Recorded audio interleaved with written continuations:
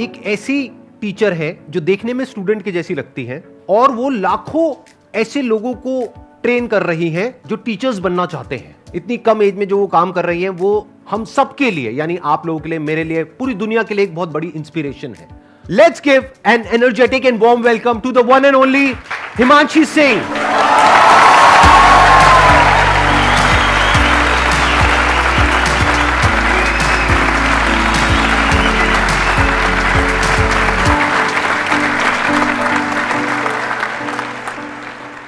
आपने 6 साल पहले अपना YouTube चैनल शुरू किया था लेट्स लर्न के नाम से। इनफैक्ट ये नाम ही कितना कमाल का है, यानी ये सिर्फ सिखा नहीं रही हैं, सीख भी रही हैं। इनके लाखों सब्सक्राइबर्स हैं और करोड़ों व्यूज हैं इनके चैनल पे, यानी कि लाखों लोग इनको देख करके टीचर्स बन गए हैं।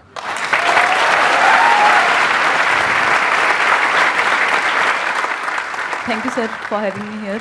और मैं 2-3 बातें हैं जो कहना चाहूँगी आपको। मैंने फर्स्ट टाइम आपको देखा था 2012 में, मेरे 10th के एग्ज़ाम्स हुए थे और 2012 10 साल पहले। उसके बाद मैंने आपका द अनस्टॉपेबल अटेंड किया था जो आपके बर्थडे पे हुआ था 27th आपने लाइव अटेंड किया था? राइट। ओह, मेरे को नहीं पता था, मतलब यू वर इन द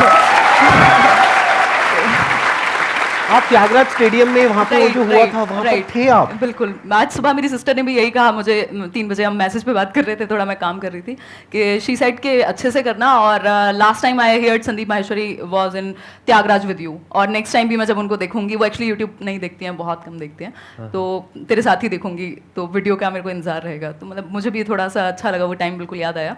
आपने 2 बच्चों की स्टोरी सुनाई थी और यू साइड के उसको पता नहीं था कि वो कर नहीं सकता, ये उसे नहीं पता था। मतलब वो बहुत एक अपने आप में इंस्पिरेशनल था। मतलब मेरी लाइफ में ये चीज़ रहती है कि मेरी टीम में भी कोई बोलता है कि नहीं हो सकता या नहीं है, मैंने कहा नहीं क्यों बोलते हो, छूटते ही थोड़ा देखो, हो जाएगा, तरीका तो होगा ही। तो बहुत इंस्पायर किया आपने सर। जो मुझे बहुत अच्छी क्वालिटी लगती है आपकी, थोड़ा सा बुद्धिजीवी होते हैं लोग तो टाइम के साथ उनको लगता है थोड़ा मुश्किल दो कुछ, मतलब भारी बातें, भारी किताबें या कुछ, आप बहुत ही मुश्किल बात को भी बहुत आसानी से समझा देते हैं सबको। वो मुझे बहुत अच्छी क्वालिटी लगती है आपकी कि आप बहुत सिंपल तरीके से समझा देते हैं। Thank you so much. अब हम क्वेश्चन आंसर शुरू करें। मैम मेरा क्वेश्चन, पहले मैं बेस बताती हूँ कि मैं ऐसा क्यों पूछ रही हूँ, because I am also budding educational YouTuber like you are an inspiration to me. And मैं कल आप ही की वीडियो देख के आई हूँ जो अमन धतरवाल सर ने आपका इंटरव्यू लिया था, एंड मतलब okay, I am excited. So the question is कि every YouTuber starts as a one man army, single handedly हम सब कुछ करते हैं, बट एक पॉइंट आता है जब you have to build a team, तो मुझे वो प्रोसेस समझना है that how does it happen, क्योंकि एकदम से आप पूरा एक लार्ज स्केल प्रोडक्शन, एक टीम नहीं ले सकते। सो वो स्टेप बाय स्टेप कैसे किया जाए फॉर एवरी बडिंग यूट्यूबर या जो भी स्टार्ट करना चाह रहे हैं उनके लिए कोई गाइडेंस? बेसिकली इसके ना 2 तरीके हैं, या तो आप खुद से टीम बिल्ड करें, एक बड़ी सी टीम जो आप कह रहे हैं, या फिर आप किसी के साथ कोलैबोरेट कर लें एक लेवल के बाद। क्योंकि अगर आप टीचर हैं तो वो थोड़ा सा एक टाइम पे वो फ्रिक्शन क्रिएट होगा, लोग आएंगे, वो फिर उनको ऑफर देंगे जिनको आप सिखा रहे हैं या जिनके साथ आप जुड़े हुए हैं, एक टाइम पे वो टूट के चले जाएंगे कहीं और, तो वो सब होता है। वो बहुत बड़ी अपने आप में एक पॉलिटिक्स जैसा ही है। तो अगर आपकी पर्सनैलिटी वैसी नहीं है, मतलब मैं पर्सनली मानती हूँ मेरी वैसी नहीं है, तो उस केस में आप कोलैबोरेट कर सकते हो। बाकी इंडिविजुअली बहुत कुछ किया जा सकता है। मुझे याद है 1.5 मिलियन तक भी मैं इवन टाइप भी खुद कर रही थी क्वेश्चंस, जबकि उस टाइम पे वीडियोस की भी ज़्यादा नंबर ऑफ वीडियोस बनते थे। तो अकेले भी बहुत कुछ किया जा सकता है, बट हाँ, एक टाइम के बाद आपको टीम बिल्ड करनी ही पड़ेगी। अभी भी ज़्यादा बड़ी टीम मेरी पर्सनल लेवल पे नहीं है, क्योंकि मैं शेयर होल्डर हूँ एक कंपनी में, तो वो या तो डेलीगेट होती हैं चीज़ें या फिर मैं खुद कर लेती हूँ। और इसका फ़ायदा है क्योंकि मैंने एक चीज़ खुद से स्क्रैच से की है, तो अभी भी जैसे मेरी टीम में भी कोई नया इंसान आया, वो कहेगा दीदी ये नहीं होगा, ऐसे नहीं होगा। मैंने कहा यार कैसे नहीं होगा, मतलब करके देखो ना, मुझे पता है कि कैसे चीज़ें बिल्ड हुई हैं। इन्होंने एक बहुत अच्छी बात कही है कि क्या होता है कि जब आप खुद एक काम को कर लेते हैं ना, जैसे इन्होंने 1.5 मिलियन तक खुद सब कुछ किया, तो अब अगर ये आगे टीम बिल्ड करेंगी तो उनसे अच्छे से काम करवा सकती है। और जब वो काम एक लेवल पे आ जाए जब आप उसको खुद नहीं संभाल पा रहे हैं, तब आप टीम को इन्वॉल्व कर सकते हैं और उनके लिए भी एक विन विन सिचुएशन क्रिएट कर सकते हैं, ताकि वो रिटेन भी हो, नहीं तो वो छोड़ करके चले जाएंगे। और प्लस आपको खुद को आता होगा तो उनको ये भी लगेगा कि उनको आपसे भी कुछ सीखने को मिल रहा है। जैसे आई एम श्योर इनके साथ में जो भी टीम मेंबर्स जुड़े होंगे उनको ये फीलिंग आती होगी कि हमको कितना कुछ सीखने को मिल रहा है यहाँ पे रोज, इनसे कुछ नया नया। तो ये एक बहुत बड़ी मोटिवेशन होती है। सिर्फ पैसे से आप किसी को नहीं रोक सकते हैं, उसकी ग्रोथ भी होनी चाहिए। वो ग्रोथ तब हो पाएगी जब आपकी खुद की ग्रोथ एक लेवल पे हो चुकी होगी।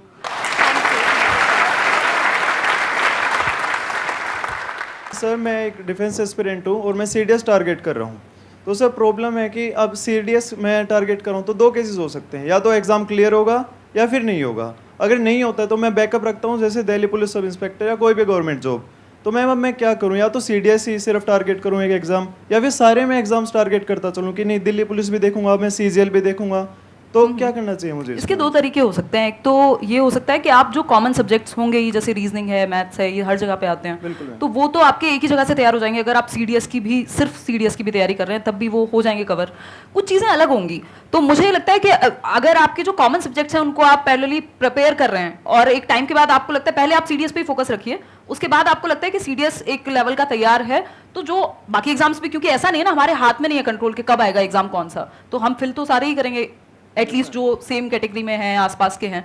तो उस केस में जब आपने जो कॉमन सब्जेक्ट्स हैं वो पढ़ लिए होंगे, जो आपका मेन एग्जाम है, जो आपका प्लान है, जैसा कि आप कह रहे हैं, और उसके बाद जो बाकी बचे हुए कुछ सब्जेक्ट्स ही होंगे, थोड़ा बहुत ही चेंज होता है, वो आप जब वो एग्जाम आने वाला हो उस दौरान तैयार कर सकते हैं। तो दोनों चीजें हो जाएंगी। बट एक टाइम पे मतलब एटलीस्ट 6 महीने 3 महीने तो आप एक एग्जाम को प्रॉपर दीजिए, ताकि एक लेवल आपका तैयार हो जाए कॉमन सब्जेक्ट्स का।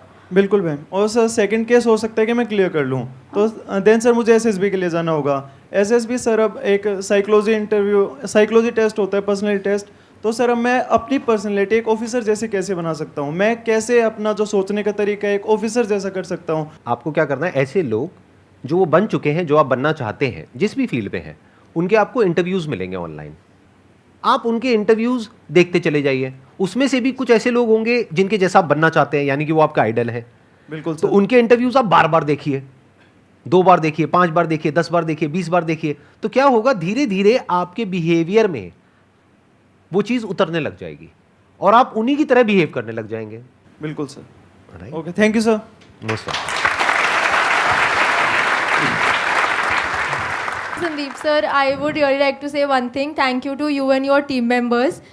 हर किसी के लाइफ में अलग हार्डशिप्स रहते हैं, इमोशनल ट्रोल हो जाता है, मतलब लगता है कि यार सामने वाले को आप कितना समझाओ नहीं समझ रहा है, तो फिर खुद के अंदर लगता है कि कहीं हम ही तो गलत नहीं है। आपकी क्या, मेरी भी बहुत ट्रोलिंग होती है।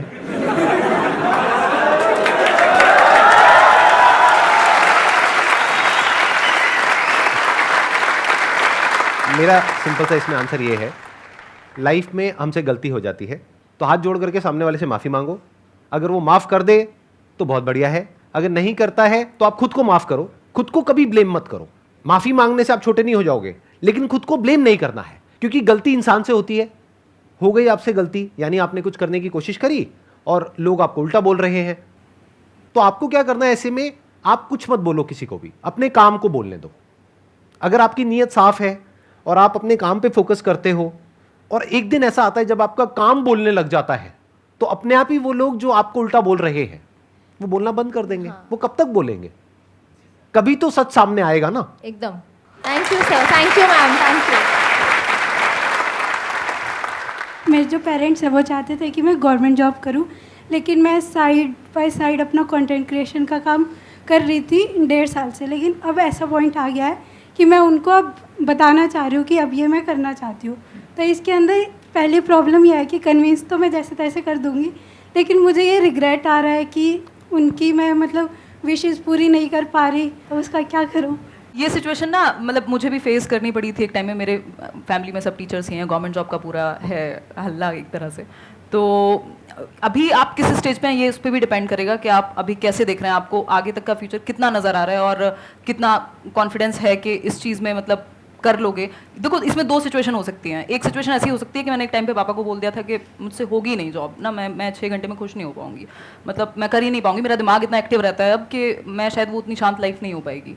तो या तो आपको अंदर से ये चीज़ लग रही हो कि यार यही करना है अब, तो मतलब आप जी भी नहीं पा रहे हो, मतलब आपको वो है अंदर से कि एग्जाम आ रहा है बट आपका ध्यान उस चीज़ पे जो आप कर रहे हो एग्जैक्टली। तो अगर वो उस लेवल का है तो फिर तो देखो कन्विंस कर ही लेना चाहिए, और उनको बोल भी सकते हो 1-2 साल का टाइम ले सकते हो। इसी लेवल का है, इसलिए कॉन्फिडेंस से कर लूंगी। बिल्कुल, जब है तो फिर तो करके देख लो। और दूसरा टाइम है, 1-2 साल में कौन सा दुनिया खत्म हो जाएगी, मतलब आप कर सकते हो बात। तो घर पे बात करो, थोड़ा सा थोड़े दिन रहेगी, वो रहता है सब जगह पे रहता है।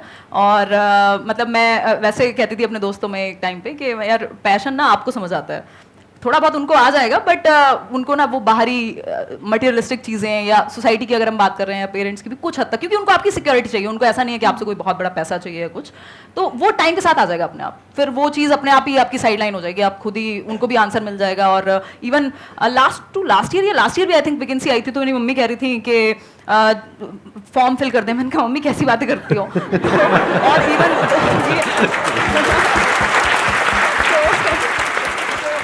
और मैं आपको एक चीज और बता देता हूँ जो आप में से बहुत सारे लोगों को पता नहीं होगी, लेकिन मेरे को पता है। यहाँ पर कोई गेस्ट आते हैं तो मैं पूरी रिसर्च करता हूँ उनके ऊपर। तो मैंने आपका एक दूसरा चैनल भी देखा है, एक तो आपका लेट्स लर्न वाला है, एक आपका व्लॉग्स वाला चैनल है। तो मैंने व्लॉग्स वाले चैनल में देखा अभी रिसेंटली आपने ऑडी परचेज करी है, if I am not wrong, उसके बाद भी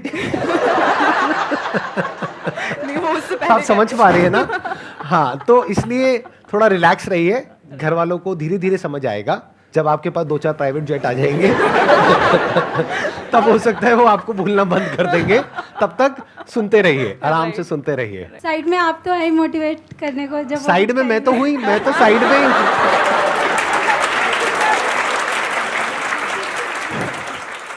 hello sir. Hello ma'am. Ma'am first of all आप बहुत क्यूट हो रियलिटी में। थैंक यू मैम एक्चुअली मेरा सीटेट से कोई लेना देना नहीं है, मेरा कुछ नहीं, मैं सिविल सर्विस एस्पिरेंट हूँ और एलएलबी कर रहा हूँ साथ में, बट स्टिल मैं आपकी सारी वीडियोस देखता हूँ, संडे वार्ता से लेके व्लॉग्स वगैरह सब, मैम बहुत इंस्पिरेशन लगता है। मैम एक्चुअली मेरा क्वेश्चन ये था कि मैं सिविल सर्विस की प्रिपरेशन कर रहा हूँ, फर्स्ट अटैम्प्ट दे भी चुका हूँ बट नहीं हुआ था क्लियर, फिर साथ में मैंने एलएलबी ले लिया DU से, तो मेरे को लगा था कि मतलब बिजी रहना है, अपने आप को बिजी रखना है, नॉलेज गेन करनी है, तो मैंने इतनी चीज़ें मतलब ऐसे वो कर लिया, एक रायता फैला, ऐसे कह सकते हैं रायता सा फैल गया है, बट अब वो फोकस नहीं हो पाता है, वही इंस्टाग्राम पे रील स्क्रॉल कर रहे हैं। बेसिकली अगर वो मोटिवेशन कहा भी जाता है, जैसे मैं एजुकेशनल साइकोलॉजी भी डिस्कस करती हूँ कि नीड से आता है, तो अगर आपकी नीड वो वाली सच में बड़ी है तो आप तरीके ढूंढ लेंगे, वो मैनेज कर लेंगे। मतलब ऐसा नहीं है कि नहीं हो सकता या किया नहीं है लोगों ने। मेरे खुद के कुछ फ्रेंड्स हैं जिन लोगों ने सेम जो आप बता रहे हैं वही सिनेरियो रहा है। हालांकि इंडिविजुअल डिफरेंसेस हैं, कंपेयर नहीं कर सकते, बट ऐसा नहीं है कि नहीं किया जा सकता। अगर आपकी वो नीड बहुत बड़ी है तो आप वेज ढूंढ लेंगे, और रील से तो वैसे भी कोई भला होने वाला है नहीं आपका। मतलब थोड़ा बहुत कभी देख लो तो समझ में आता है, बट वो तो मतलब हम इतने छोटे तो नहीं रहे ना कि हम अपना भला ना समझ सकें, तो इवेंचुअली तो वो हमें नुकसान ही पहुंचाएगा। मैम वो वहीं अटका रहता है दिमाग के, नहीं यार छोड़ो। ऐसा क्या मिल रहा है रील में? तो मैम पढ़ाई की तरफ, पढ़ाई से या कुछ प्रोडक्टिव काम से दिमाग हट के मतलब अनप्रोडक्टिव चीज़ों में हाँ, जा तो रहा है। आसान है ना, मतलब वहाँ पे अच्छा सर तो सब कुछ ही आसान है बट मतलब वो कंपैरेटिवली इजी है ना, वहाँ थोड़ा सा पेन होता है। अगर आप पढ़ने बैठोगे मन भी इधर उधर भागेगा, तो वो तो आदत डालनी वो अगेन नीड बहुत बड़ी नहीं है जब तक तो आप ऐसे इधर उधर घूमोगे। अगर वो नीड बहुत बड़ी हो जाएगी, जिस दिन आपको लगेगा कि ये चीज़ सच में इंपॉर्टेंट है, आप वेज ढूंढ लोगे, कुछ भी करके वो अपने आप उठ भी जाओगे, कर भी लोगे, पता नहीं क्या क्या कर लोगे। तो सारा खेल वही है, अगर सच में अंदर से उतनी उस लेवल की नीड ही नहीं है तो फिर खुद को भी धोखा मत दो और आसपास वालों को भी। मतलब सारा खेल उसी का है कि आप सच में कितना चाहते हो। Thank you ma'am, thank you.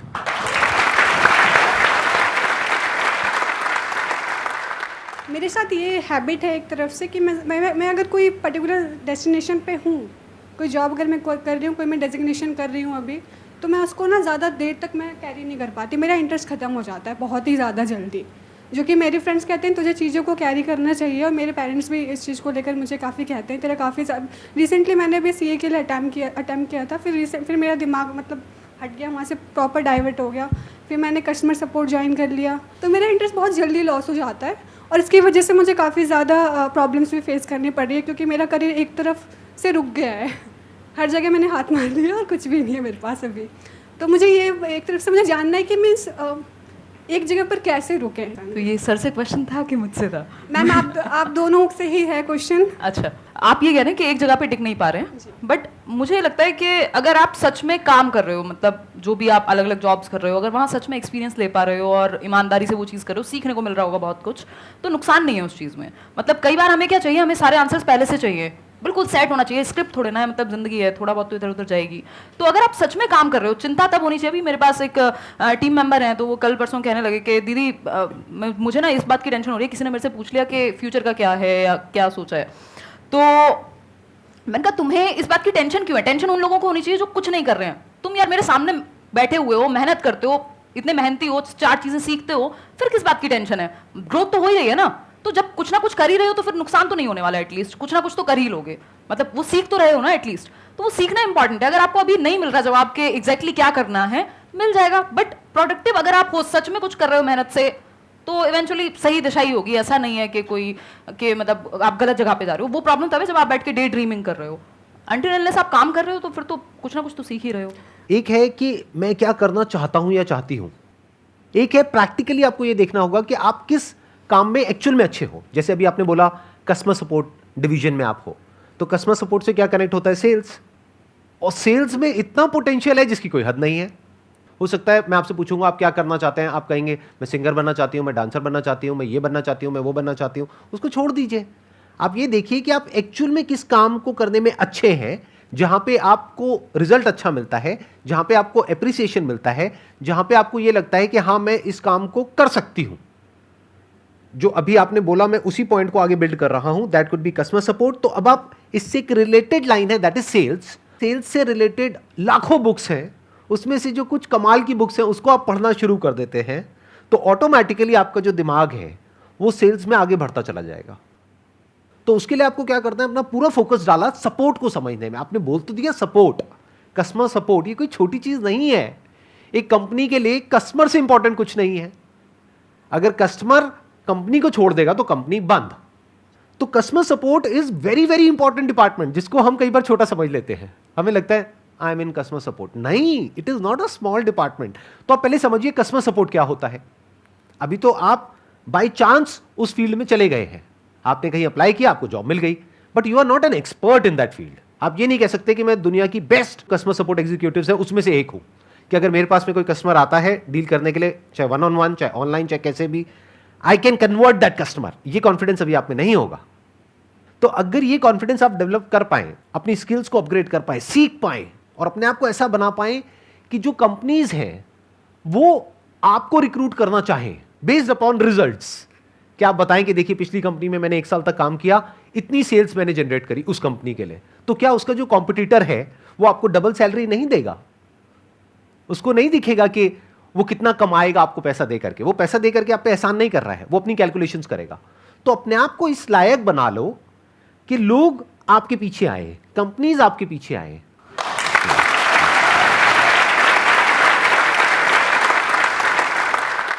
Ma'am, as you said that you used to live near a village type area and you started at a very young age. Right. So I want you to share the both supportive and unsupportive sides of the society. जो आपका ये question है कि supportive और unsupportive, जैसे ही हम जो traditional ways नहीं हैं, जो थोड़ा सा हटके हैं, आउट ऑफ द बॉक्स चीज़ें हैं या अभी उतना कॉमन नहीं है, उन चीज़ों में जाते हैं तो कई बार लोगों को समझ ही नहीं आता। इवन मैं अभी कुछ टाइम पहले अपनी नानी से मिलने गई थी, तो वो 90+ ईयर्स की हैं, तो मुझे पता नहीं कितना टाइम लगा उनको समझाने में कि मैं क्या करती हूँ, और उनको कितना ही समझ आया होगा अभी भी मुझे पता नहीं है। तो बेसिकली इस तरह की चीज़ें ना समझने में ईजी नहीं होती, स्पेशली अब हमसे पहली जनरेशन के लिए या जो जनरल परसेप्शन चल रहा है सोसाइटी में उनके लिए।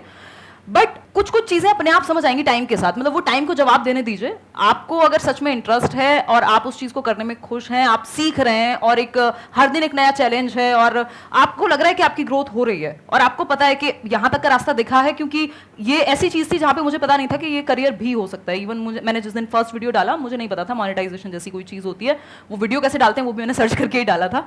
तो उस केस में वो आप जहाँ तक का रास्ता दिख रहा है उतना एटलीस्ट उस चीज़ पे फोकस करो और देखो आपकी फील्ड में कुछ लोग अगर हैं, तो अब तो है ही एटलीस्ट इस तरह की चीज़ों में, तो आप उनको देख के भी सीख सकते हो कि क्या अपर लिमिट है या फिर मतलब किस तरह से आप चीज़ें करोगे। तो सपोर्टिव और अनसपोर्टिव, कई बार जो लोग आपके क्लोज मतलब सर्कल में है, जो फैमिली है, तो उनको पता है यार ये रात को मेहनत करती है। उस टाइम पे आवाज़ आती थी दिन में, तो मैं रात को रिकॉर्ड करती थी रूम बंद करके ताकि सब सो रहे हैं। तो वो उनको समझ में आएगा कि यार ये मेहनत कर रही है और ये सच में या कर रहा है, सच में ये चीज़ में इंटरेस्टेड है, तो वो कुछ हद तक आपको सपोर्ट करेंगे।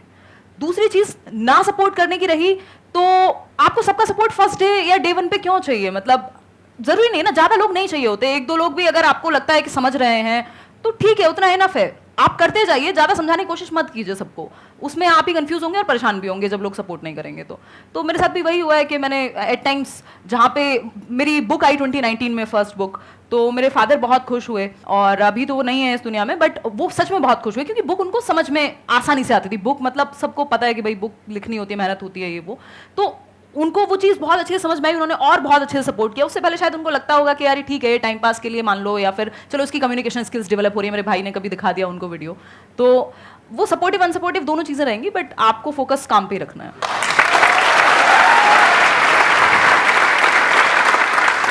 मेरे अंदर से सही में एक क्वेश्चन आ रहा है आपके लिए, मैं पूछ सकता हूँ बिल्कुल आपसे सर, बिल्कुल। कि इतनी कम एज में इतनी मेच्योरिटी आई कहाँ से आपके अंदर?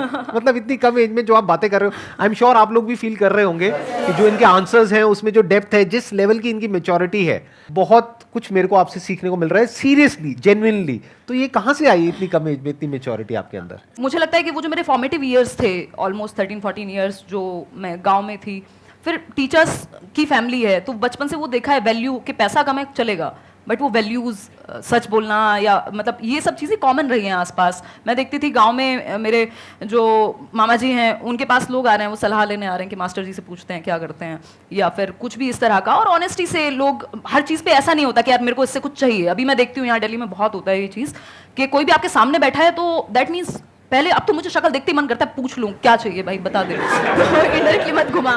तो वो एक वो जो एक प्योरिटी है, वो चीज़ वहाँ से आई। फिर फादर भी हमेशा उसी तरह की बात, फैमिली बहुत ज्यादा मैटर करती है मतलब इस चीज में मेरे ये। और दूसरा जो एक्सपीरियंसेस रहे हैं अलग अलग तरह के, क्या ये जो आपने स्क्रैच से अपना ये शुरू किया और अपना ये पाथ बनाया और 6 साल में जो कुछ भी किया, उसने भी एक बहुत बड़ा रोल प्ले किया होगा सर? उसने ये बहुत कुछ सीखा होगा। बिल्कुल सर, बिल्कुल ये बात आप सही कह रहे हैं कि मतलब मैं अभी एक टेड टॉक भी हुई थी तो मैं वही कह रही थी, टाइटल था कि why not to become a millionaire, and I am saying this after becoming a millionaire myself. तो मैंने ये कहा था कि आप मिलियनेयर इसलिए मत बनिए, पैसे में प्रॉब्लम नहीं है, आप भी कहते हैं, ये मैंने आपके सेशंस में भी देखा है कि पैसे में प्रॉब्लम नहीं है, आप पैसे को यूज कीजिए, जो करना है करिए, खुश रहिए, उसको एंजॉय करिए, बट इसलिए मिलियनेयर मत बनिए क्योंकि सबने कहा है कि हसल करनी होती है, पैसा बहुत अच्छी चीज है और पता नहीं ये हो जाएगा, उसके बिना आप प्रूव नहीं कर पाएंगे, उसके बिना आप इंसान ही नहीं है, मतलब आप काम के ही नहीं है अगर आप पैसा नहीं कमा रहे, आप अच्छी पोस्ट पे नहीं है, आपकी लोग मतलब वाहवाही नहीं हो रही है सोशली, इसलिए पैसा मत कमाइए। पैसा इसलिए कमाइए या फिर कुछ भी करिए इसलिए करिए क्योंकि आप वहां तक पहुंचते पहुंचते जो बन जाएंगे वो इतनी वैल्यूएबल चीज है, आपकी डिसीजन मेकिंग, आपकी रिस्क टेकिंग। बेसिकली आप बिजनेस या कोई भी काम जब रिस्क टेकिंग, मतलब जो भी ऐसा काम है जो थोड़ा सा पाथ से हटके है, जो नॉर्मल ट्रेडिशन से हटके है, वहां पे आप लाइफ सीखते हैं। मतलब बिजनेस क्या है, लाइफ के जैसा है, जो मुझे समझ में आया है, या कोई भी नया काम जिसमें इम्परमानेंस है, कभी भी खत्म हो सकता है, लाइफ भी कभी भी खत्म हो सकती है।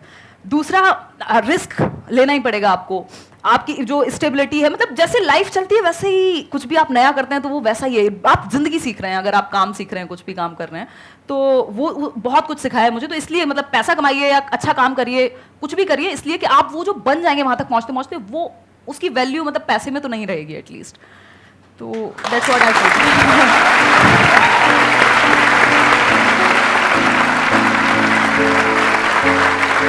एक टोकन ऑफ एप्रिसिएशन है, आप इतनी दूर से आए हमारे लिए टाइम निकाल करके, this is a thank you for you from our entire family and our entire team.